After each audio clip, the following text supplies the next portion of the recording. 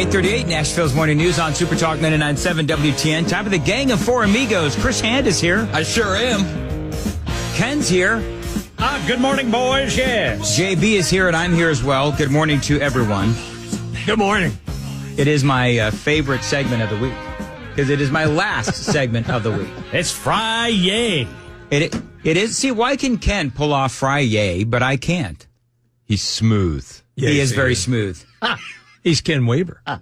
Smooth as a hot knife through butter.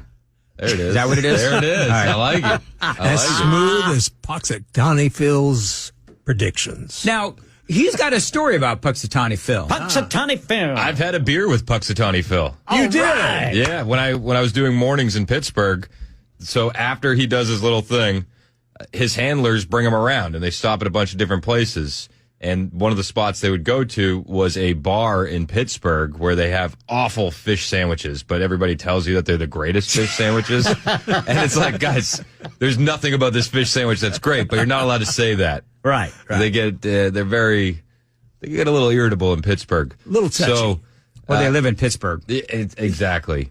You know, and I lived in Detroit. It's the funniest thing. Detroiters would be like, in Detroit is an awful city, you know, like just. You've lived in a lot of bad places. I have. So this is why I know a lot about the country and what I don't want. Yeah. So I lived in Detroit, and everybody in Detroit would be like, oh, tomorrow's going to be great. You'd be like, all right, that's cool. Tomorrow's going to be great. And then I got to Pittsburgh, and I was like, wow, this city's so much nicer. And everybody in Pittsburgh would be like, nothing is going to get better ever. And I was like, what are you guys talking about? I was like, it's really nice here. So anyway, they bring the Groundhog around to different bars. Yeah. And he would come in, and his handler was there, and I met the Groundhog. Kennedy met the Groundhog. She was like 3. Yeah? Yeah. Well, Groundhog has got a new gig as the official meteorologist for Pennsylvania. Now, can I just say that I want a gig where I only have to be right 40% of the time? You know what I mean? Yeah. It's CNN anchors and meteorologists. There you go. That's exactly. And how would you feel if you were like the local highfalutin meteorologist, you know, and Puxatawny Phil gets the official designation? I'd feel a little pissed. Well, and it was the governor that did it, right? Yeah. Democrat governors and diversity hires. Am I right? There you go, man. That's what it is. Is that the new category? Small and furry? I don't want to. And we're not going to call him we're not going to call the man that takes him around a handler anymore. No. That's degrading to the Groundhog. Executive assistant. Yes, there you go. That's exactly what it is. And with all of this stupidity, what is it? So he saw a shadow. He did not see his shadow. He did not see it. So I was getting a bunch of crap earlier because I kept calling it, you may have heard it. I kept saying Groundhog's Day, and I added an S. And I will proudly say that I don't keep up with Groundhog Day, so I didn't know that there was no S, and quite frankly, I don't give an S. Yeah, what do you think about that? I like that. Yeah. That was a good one. That was solid. He's had some great lines. That was this morning. good. You know what? I have had some great lines. Funny. Funny you should mention that. Funny you should bring up lines. Yeah. Yes. So you heard about Darius Rucker and what happened to him. You know, he got himself into a little bit of a legal trouble, and you know, now that Darius has gotten into what did he get arrested for again? A little legal trouble. Well, you know what he's going to be doing now is so cold. It got really cold. It got really cold. You know, that didn't really work as well as I'd hoped. It kind of sucked at 5 too, didn't it? I keep trying to sell the same joke. It's the Dan Mandis way. Yes, it is. Now, just so we're clear, I love Darius Rucker, and he's not in any big trouble, so I can do that knowing that this is some silly thing. He's in about as much trouble as an Antifa member occupying a university president's office. That's exactly right. That is exactly right. Have we figured out, do you know what he got busted for, Darius Rucker? I thought I read some illegal substance. Yeah, but it didn't say what. Yeah, they don't say what he had. All right. You want to take some bets? I think it was probably pot. I think it was pot. Well, if it's not a felony, It's probably some weed. I hear all the kids are doing horse tranquilizer. Could have been that. Horse tranquilizer. Are they really? Well, Yeah, that's not wise. Is that a thing? That's a thing. Horse tranquilizer? Goodness. Yeah, that's a recipe for It's all the rage. for the end. Gosh. What kind of high do you get off of a horse tranquilizer? Have you seen the streets of Philadelphia?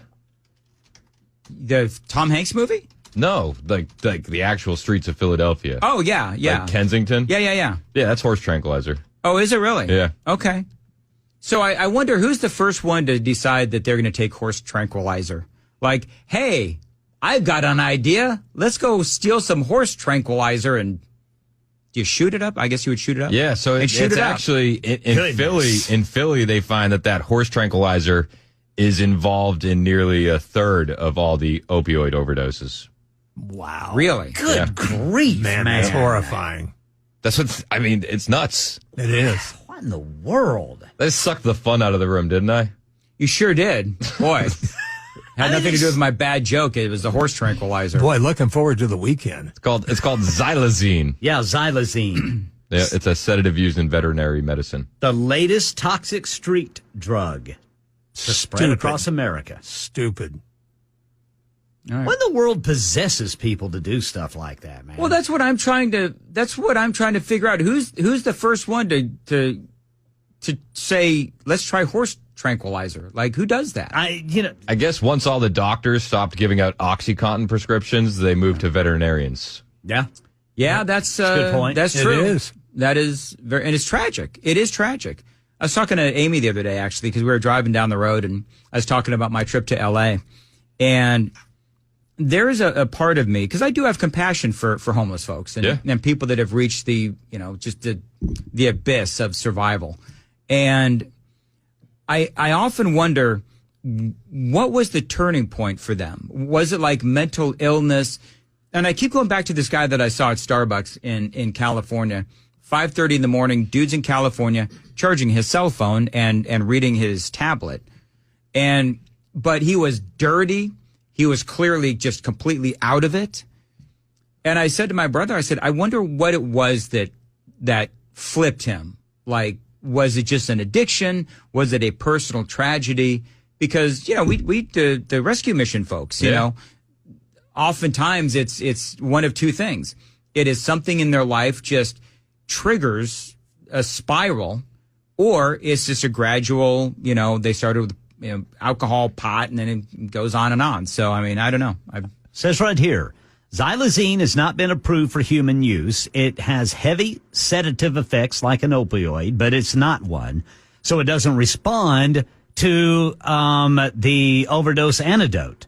Naloxone, I think is what it's called, also known as Narcan. And it's since it's not an opioid, I bet you like the Suboxones and the drugs that they use to get people off the opioids, it probably skirts around that. Well, and it's very interesting. The Super Talk TV viewers have reminded me that Keith Moon of The Who actually took horse tranquilizer before a concert and nearly died. He collapsed. And The Who had to bring out someone from they even asked a member of the audience if they knew how to drum. Yeah. And a member of the audience came up and drummed the rest of the gig. Keith Moon nearly died from it. Well, 8709 says, you feel like your feet are sinking into the ground as you walk. Interesting. Oh, that sounds like fun. Yeah, fentanyl, it says people who use fentanyl, are putting xylazine with it because xylazine extends the fentanyl high. Oh, Lord. However, xylazine is associated with severe soft tissue wounds and necrosis, sometimes described as rotting skin. Have you seen the videos of the people with necrosis? No. Yeah, I have. It is nuts. It is, I don't understand it. Goodness. You're literally rotting away. Goodness. Like open wounds. Oh, man. There's a bunch of Instagram accounts like that'll show you the streets of Kensington, and they have interviews with these people, and it's dark. Well, it's like when I lived in an apartment complex here. I was leaving the complex, moving to a house, and as we were moving stuff out, I got this smell of burning plastic, and it went directly into my throat, into my lungs. I asked a police friend of mine what it could have been, and he said, you have somebody cooking meth in that apartment. No. Oh, yeah, yeah. And I quickly discovered who it was. It was a young lady that... There's a lady with the bad teeth. Yeah, well, and she had bad complexion. Yeah, and the bad complexion. And what was sad, she had a baby. Goodness gracious. So she was cooking meth, and he told me, he said, if you live in an apartment complex or if you stay in a motel somewhere, more than likely someone is cooking meth in that area. Hey, you guys want to talk about diaper therapy? Why not? Because that was a lot more fun. A lot more fun. Yeah, it was. Yesterday. By the way, you said you're going to get a diaper therapy lady on today. I tried. I don't think you did, Chris. Oh, sure he did. Really? Did that really sound like a Chris Hand? Yeah, I really tried to get her on. I guarantee you, Brother Chris Hand did. Try my best. Hey, I want to order for us. This is a great story, and so I want to. Oh, doggone it! What happened, Brother Dan? There is a school in Connecticut, high school in Connecticut, and they decided that it would be a good idea to put a tampon dispenser in the boys' bathroom. What? It took 20 minutes for the high school boys to take that thing down. 20 minutes to destroy it. Apparently, they left it into a million pieces. So I want to go ahead and get us all like Brookfield High School sweaters or sweatshirts or something, just in honor of the. What's the name of the mascot? Yeah. We got to find the mascot. Yeah. Brookfield, Connecticut. Go Lions, whatever it is. Go Badgers. What did they think was going to happen? At least, I don't know about you guys. The high schools I went to, the soap dispensers had a target on them. Yes. Yes. I mean, everything did. Boys are just, they said it was disgusting and it was stupid. That's the thing you got to love about high school boys is some of these things are just so idiotic and stupid that they're just like, we're not going to tolerate this, and this thing's, going to come down. The Brookfield High School Bobcats. Hey, go Bobcats! Go Bobcats! Here's the thing: these boys are going to get to voting age, and then all the liberals in their town are going to look at them and go, "Who radicalized you?" And they're going to look back and say, "You did." That's exactly right. That is exactly right. Chris, what's coming up after the news at 9? We're going to talk about Nikki Haley's strange social media behavior, what I have dubbed the Republican Civil War, which is happening between rhinos and the MAGA party, and a lot of liberal hypocrisy. I know. Seems kind of weird. Liberal hypocrisy. We're going to talk politics. You know what it sounds like, Chris? It sounds like Groundhog's Day. It does. Because we talk about the same stuff every day. Groundhog. And it all goes back to liberal stupidity or, bad policy making and all those kinds of things. And Republican stupidity. There's a lot of Republican stupidity too. Oh, yes, there I got is. some I got some hate earlier today from Republicans because I said some things about Justin Jones, but whatever. I don't like that guy. I don't like him either. But he has a right. He has a constitutional right not to say the Pledge of Allegiance. And people got mad at me for saying that. You're siding with Justin Jones? No, I hate the guy. But there's nothing in the state legislature that demands that he has to say the Pledge of Allegiance. And some Republicans are saying he must resign. It's like, he's not going to resign. Stop it At already. least he hasn't gone full Ilhan Omar and pledged allegiance to Somalia. No, that's will be next week. Yeah. I'm sure. He's got to find a way to top himself. Anyway, moving on. Are we done? Yes, we're done. 8:52 This was on Nashville's fun. Did Morning we have? News. We had fun. Oh, we had a blast, boys. Yeah. Yes, it was a party. What are you doing this weekend? What am I doing this weekend? You want to hang out? No. What am I- All right. Well, I don't think. Well, here, okay. You guys are laughing. He doesn't want to hang out with me. Yes, I do. No, you don't. Not anymore. Chris Hand, man, he loves you, dude. I always say nice things about you. That's what Dan would say to anybody. Yeah, he would. That is true. I don't want to hang out with anybody except Amy and Riker. Everybody gets invited to pajama parties but me. Listen, if we ever do a pajama party, it'll be me, you, Johnny, and Ken, and Gary Sinise. Gary Sinise. I can't remember his name ever, and I try to pull it out of my head, and it's never there when I need it. Hey, Gary, you want some pop? No, Not, like we're really done because we're running late. Yes. So not hanging out. no. Not going to happen. Turn your mic off. Let's check your calendar for next weekend. I'm still busy. Whatever day it is, I'm busy. I love you, Chris. I'm just kidding.